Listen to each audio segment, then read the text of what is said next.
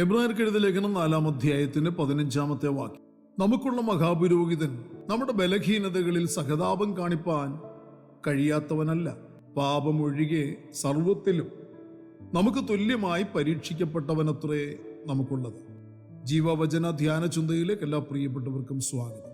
മനസ്സലിവുള്ള മഹാപുരോഹിതൻ എന്നൊരു വിഷയമാണ് നാം ചിന്തിക്കുന്നത്.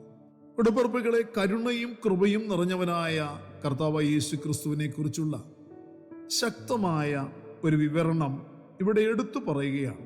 ലോകത്തിലുള്ള സകല പുരോഹിതന്മാരെക്കാളും മഹാശ്രേഷ്ഠനാണ് മഹാപുരോഹിതനായ കർത്താവായ യേശു ക്രിസ്തു.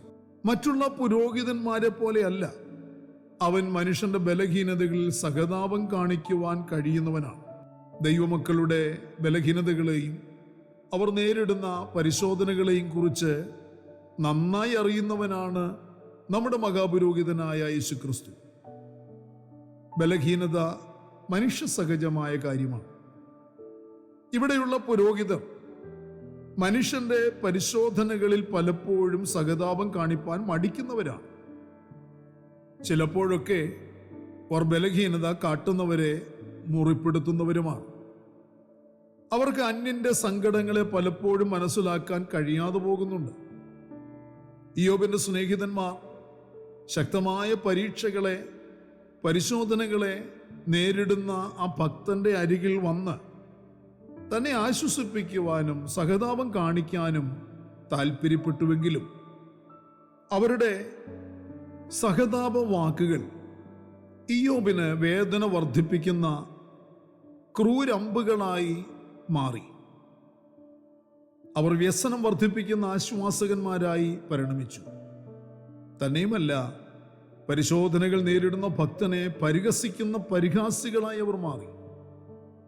നാം ഇങ്ങനെയാണ് വായിക്കുന്നത്: അനന്തരം തെമാന്യനായ എലിഫസ്, ശൂഹന്യനായ ബിൽദാദ്, നയമാത്യനായ സോഫർ എന്നിങ്ങനെ ഇയ്യോബിന്റെ 3 സ്നേഹിതന്മാർ ഈ അനർത്ഥമൊക്കെയും അവന് ഭവിച്ചത് കേട്ടപ്പോൾ അവർ ഓരോരുത്തരും താന്താന്റെ സ്ഥലത്തു നിന്ന് പുറപ്പെട്ട് അവനോട് സഹതപിപ്പാനും അവനെ ആശ്വസിപ്പിപ്പാനും പോകണമെന്ന് തമ്മിൽ പറഞ്ഞൊത്തു.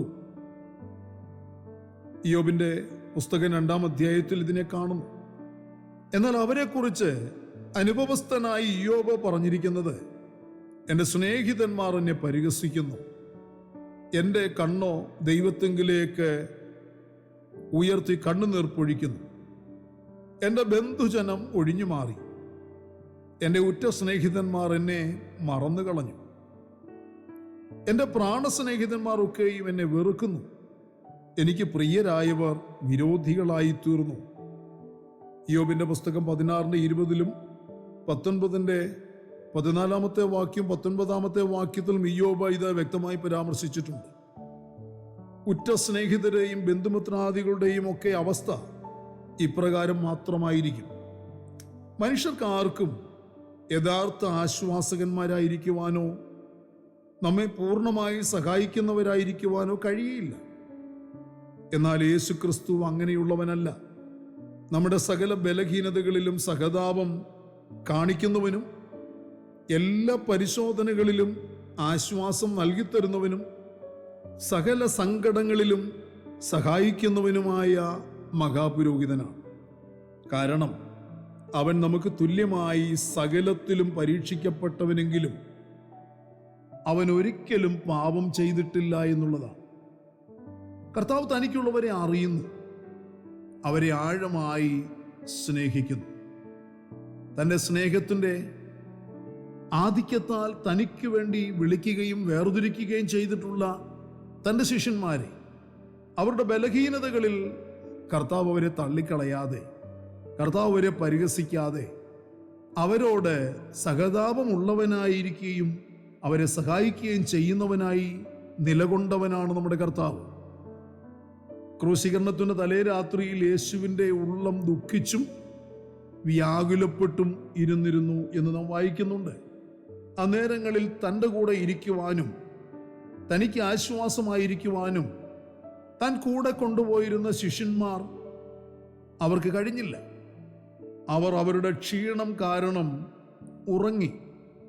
പത്രോസ് കർത്താവിനെ 3 പ്രാവശ്യം തള്ളിപ്പറയേണ്ടി വന്നു എന്ന് നാം തിരുവചനത്തിൽ വായിക്കുന്നു. ക്രൂശീകരണ വേളയിലൊന്നും യേശുവിന് സമീപത്ത് പോലും അവരാരും വന്നിരുന്നില്ല എന്നുള്ളതും വളരെ വ്യക്തമായി നാം മനസ്സിലാക്കിയിട്ടുള്ള കാര്യമാണ്.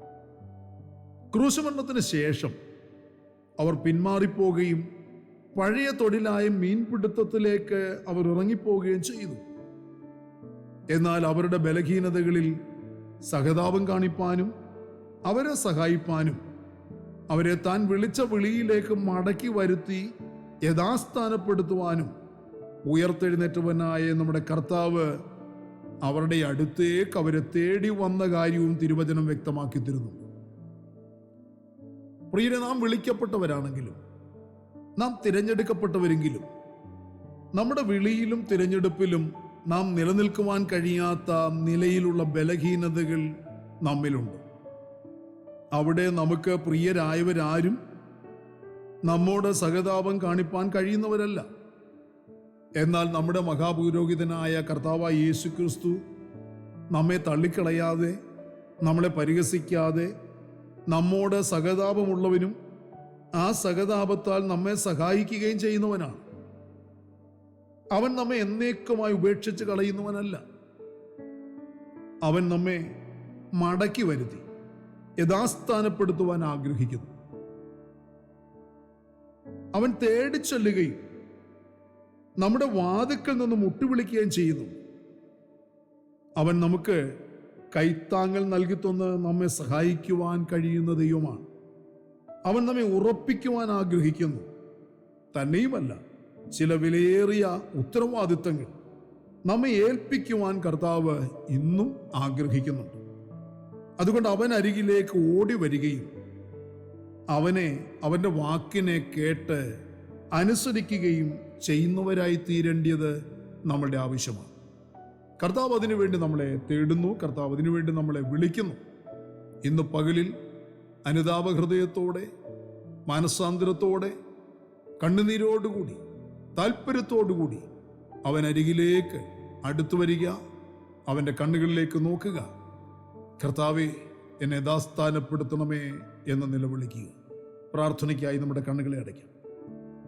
പരിശുദ്ധനായ ഞങ്ങളുടെ സ്വർഗീയ പിതാവേ, അനുഗ്രഹീതമായ നല്ല ദിവസം പ്രഭാതത്തിൽ ദൈവത്തിന് മാറ്റമില്ലാത്ത തിരുവചനം ശ്രദ്ധയോടെ കേൾക്കാൻ, ധ്യാനിക്കുവാൻ ഒരു ദിവസം കൂടെ ഞങ്ങൾക്ക് ദാനം തന്ന വൻകൃപകൾക്കായി നന്ദിയോടെ സ്തോത്രം ചെയ്യുന്നു. ഇന്ന് പകലിൽ കർത്താവെ, മടങ്ങി വരേണ്ടതുപോലെ മടങ്ങി വന്ന് കർത്താവിനെ അനുസരിക്കുവാൻ ഞങ്ങളെ എല്ലാവരെയും സഹായിക്കണമെന്ന് പ്രാർത്ഥിക്കുന്നു. മനുഷ്യരാരും ഞങ്ങളെ സഹായിക്കാനില്ലാതിരിക്കുന്നിടത്ത്, ഞങ്ങളോട് സഹതാപം കാണിക്കുവാൻ ആർക്കും കഴിയാതിരിക്കുമ്പോൾ, പരിഹസിക്കുന്നവർ ചുറ്റും നിൽക്കുമ്പോൾ, ക്ഷീണം കാണുവാൻ, തകർച്ച കാണാൻ കാത്തിരിക്കുന്നവർ ഞങ്ങളുടെ മുൻപിലുള്ളപ്പോൾ, കർത്താവേ, ഞങ്ങളോട് അടുത്തു വരികയും ഞങ്ങളോട് സഹതാപം കാണിക്കുകയും ഞങ്ങളെ സഹായിക്കുകയും ഞങ്ങളെ സ്നേഹിക്കുകയും ഞങ്ങളെ ഉറപ്പിക്കുകയും ഞങ്ങളെ യഥാസ്ഥാനപ്പെടുത്തുകയും ചെയ്യുന്ന ഒരു ശ്രേഷ്ഠ മഹാപുരോഹിതൻ ഞങ്ങൾക്കുണ്ട് എന്നുള്ളത് ഞങ്ങളെ ധൈര്യപ്പെടുത്തുന്ന, ഞങ്ങളെ സന്തോഷിപ്പിക്കുന്ന സത്യമാകിയാൽ ആ സത്യത്തിൻ്റെ പരിജ്ഞാനത്തിൽ നിലകൊള്ളുവാൻ ഞങ്ങളെ സഹായിക്കണമേ. ദൈവകൃപയോട് ഞങ്ങളെ നിറയ്ക്കണമേ. ജനം വിടുവിക്കപ്പെടട്ടെ, ജനം അനുഗ്രഹിക്കപ്പെടട്ടെ. ഇന്ന് പകലിൽ ഉയരത്തിൽ നിന്നുള്ള സഹായം ലഭ്യമായി അനുഗ്രഹിക്കപ്പെടാൻ എല്ലാ പ്രിയപ്പെട്ടവരെ സഹായിക്കണമേ. മഹത്വം അങ്ങയ്ക്ക്. സകലത് ഞങ്ങൾക്ക് വേണ്ടി ജീവൻ തന്ന യേശു ക്രിസ്തുവിന്റെ ധന്യമായ നാമത്തിൽ താഴ്മയോടെ അപേക്ഷിക്കുന്ന പച്ച ദയതോന്നി കേൾക്കുമാറാകണമേ. ആമേൻ. പ്രിയരെ, വചനങ്ങളാൽ കർത്താവ് എല്ലാവരെയും അനുഗ്രഹിക്കട്ടെ. നമ്മുടെ വാഴ്ചപ്പെട്ട കർത്താവിന്റെ വരവടുത്തിരിക്കുന്നതിനാൽ അവന്റെ വരവിന് വേണ്ടി നമുക്ക് ഒരുങ്ങുകയും കാത്തിരിക്കുകയും ചെയ്യാം. മാറാനാഥ.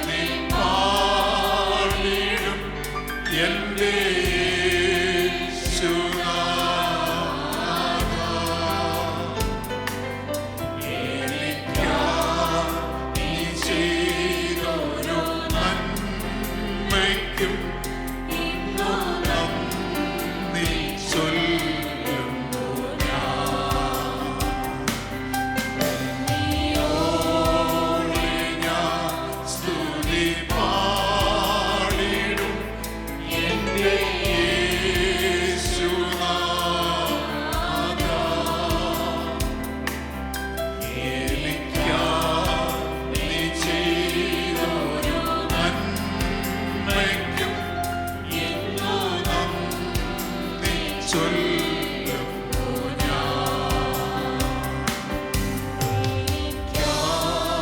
നീ ചെയ്തോരോ നന്മയ്ക്കും ഇന്നു നന്ദി ചൊല്ലുന്നു